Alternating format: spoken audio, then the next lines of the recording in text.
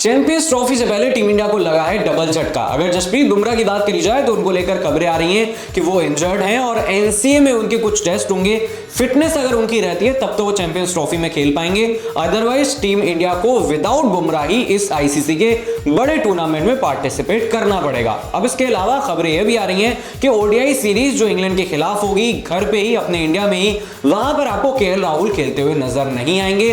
टी20 का वो पार्ट पहले ही नहीं है, यानी कि सीधे जब चैंपियंस ट्रॉफी में खेलने उतरेंगे केएल राहुल तो क्या उनका जो ओडीआई स्टार्ट है, जो एवरेज है, वैसी परफॉर्मेंस बरकरार रहेगी, ये बड़ा सवाल है। तो चलिए एक बार केएल राहुल के स्टार्ट देख लेते हैं कि ओडीआई में किस तरह के नजर आते हैं। तो 77 मैच उन्होंने खेले हैं, 2851 रन इसमें बनाए हैं, 112 का बेस्ट है। एवरेज की बात करी जाए तो ये बहुत ही ज्यादा शानदार है, 49.16 और 7 सेंचुरी इसमें शामिल है, यानी कि केएल राहुल को ओडीआई फॉर्मेट काफी ज्यादा भाता है और इसमें उनका एवरेज ऑलमोस्ट 50 के आसपास का है, जो कि काफी बेहतर है।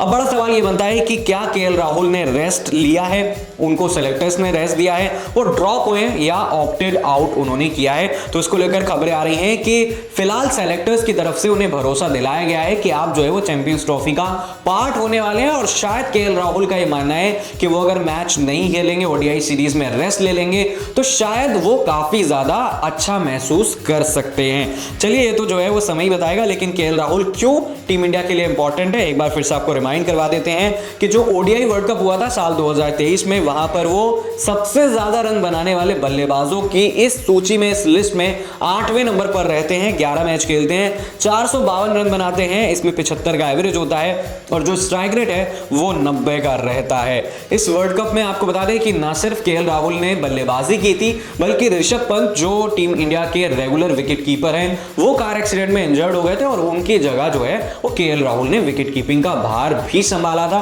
तो ऐसे में विकेट कीपिंग करना, उसके बाद बल्लेबाजी करने आना काफी मुश्किल होता है और ये दोनों कह सकते हैं कि एक परीक्षा थी केएल राहुल की, जिसमें वो अच्छे नंबरों से पास हुए हैं।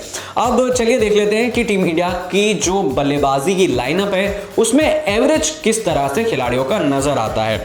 सबसे पहले रोहित शर्मा, उनका एवरेज 49 का है। फिर गिल आते हैं जिनका 58 का एवरेज है। सेम एवरेज जो है वो फिलहाल विराट कोहली का है ओडीआई में। फिर मिडिल ऑर्डर में आपको केएल राहुल नजर आते हैं जिनका एवरेज और बाकी जो स्टैट्स है वो हम आपको दिखा चुके हैं। उसके बाद श्रेयस अय्यर का नंबर आता है जिनका एवरेज 47 का है, यानी कि 50 के नीचे का एवरेज फिर हो जाता है। ऋषभ पंत की बात करी जाए, उन्होंने साल 1.5 साल ओडीआई नहीं खेला है, उनका एवरेज सिर्फ 33 का है और जडेजा का एवरेज भी 32.4 है। तो ऐसे में टीम इंडिया के जो 4 टॉप ऑर्डर के बल्लेबाज हैं उनका चलना काफी इंपॉर्टेंट रहता है और अगर टीम इंडिया जल्दी अपने विकेट गंवा देती है तो फिर केएल राहुल पर एक बार फिर से जिम्मेदारी आ जाएगी।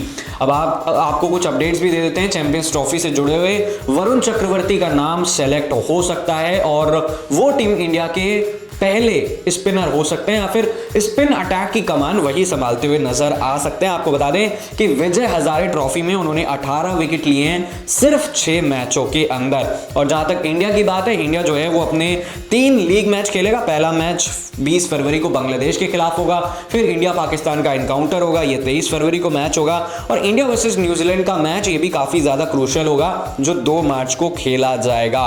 और कहीं ना कहीं रोहित शर्मा और विराट कोहली इस टूर्नामेंट में कैसा परफॉर्म करते हैं, इससे यह भी पता चल जाएगा कि आगे विराट कोहली और रोहित का करियर क्या रहेगा। और अगर इस टूर्नामेंट में टीम इंडिया लीग स्टेजेस से बाहर हो जाती है तो फिर डेफिनेटली रोहित शर्मा पर और ज्यादा और उनकी कप्तानी पर सवाल खड़े हो जाएंगे। तो जसप्रीत बुमराह शायद अगर नहीं खेलते हैं चैंपियंस ट्रॉफी में तो क्या टीम इंडिया या आईसीसी का बड़ा टूर्नामेंट जीत पाएगी? आप कमेंट करके बता सकते हैं। और कौन सा ऐसा खिलाड़ी होगा आपके हिसाब से, एक बॉलर एक बैट्समैन, आप कमेंट कर सकते हैं जिन पर आपकी निगाह रहेगी, इंडिया का भरोसा रहेगा।